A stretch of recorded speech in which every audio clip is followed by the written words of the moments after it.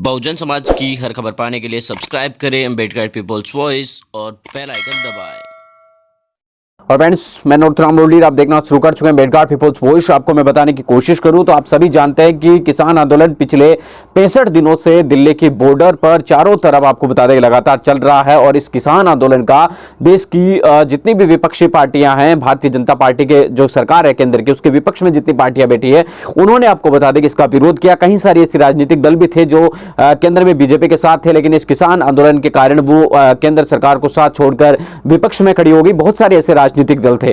तमाम राजनीतिक पार्टियों ने बीजेपी पर इस आंदोलन के जरिए दबाव बनाने की कोशिश की, आंदोलन के जरिए निशाना भी साधा, लेकिन शायद ही कोई ऐसा राजनीतिक दल रहा हो जिसने यह आशंका जताई हो कि कुछ अनहोनी दिल्ली के अंदर ना हो जाए। लेकिन आपको बता दें कि उत्तर प्रदेश की सियासी में एक राजनीतिक दल जो बड़ा कद्दावर माना जाता है, बहुजन समाज पार्टी, उनकी राष्ट्रीय अध्यक्ष बहन कुमारी मायावती जी लगातार आपको बता दें कि इस किसान आंदोलन को लेकर ट्वीट्स कर रही थी। और इस ट्वीट्स के माध्यम से वो लगातार यही बात आशंका जता रही थी कि किसी भी प्रकार की कोई अनहोनी हो उससे पहले ही केंद्र सरकार को इन तीनों बिलों को वापस ले लेना चाहिए। यानी कि बीएसपी अध्यक्ष सुप्रीमो मायावती जी कहीं ना कहीं ये बात जानती थी, उन्हें एहसास हो रहा था कि दिल्ली के अंदर या दिल्ली के भीतर किसी भी प्रकार की कोई हिंसा या नई परंपरा है, वो 26 जनवरी गणतंत्र दिवस के दिन है, वो शुरू हो जाए। उससे अच्छा है कि एक बार फिर से केंद्र सरकार इन लोगों से बातचीत करे और इन पर गहनता से विचार करे और इनके जो कृषि बिल है उनको वापस लिया जाए। बीएसपी अध्यक्ष सुप्रीमो मायावती जी लगातार केंद्र सरकार पर निशाना साध रही थी। लगातार बीएसपी अध्यक्ष सुप्रीमो मायावती जी कह रही थी कि केंद्र सरकार को इन बिलों को वापस ले लेना चाहिए, लेकिन आपको बता दें कि सरकार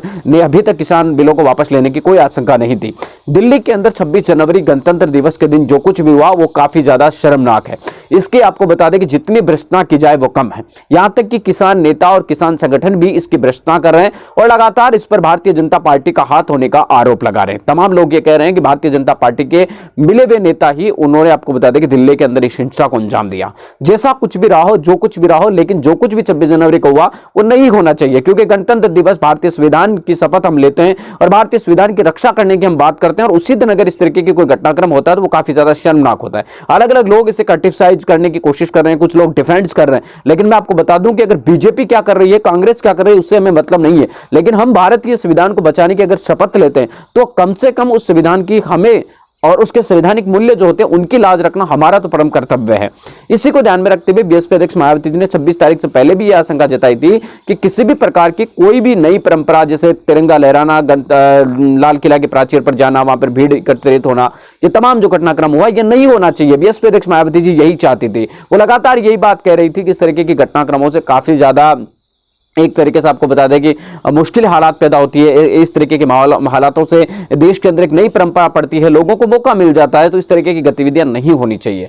और लगातार वो यही मांग कर रही है कि ये जो कृषि बिल है इनको वापस ले लेना चाहिए, क्योंकि किसान पिछले कई दिनों से आंदोलनरत है। तो कुल मिलाकर बात यह है कि जो बीएसपी सुप्रीमो मायावती जी को पहले से आशंका थी वो कहीं ना कहीं एक तरीके से 26 तारीख को सच साबित हुई। मिलेंगे इस वीडियो अपडेटों के साथ, तब तक आपसे लेते विदा। लाइक कीजिए, कमेंट कीजिए और शेयर करना बिल्कुल ना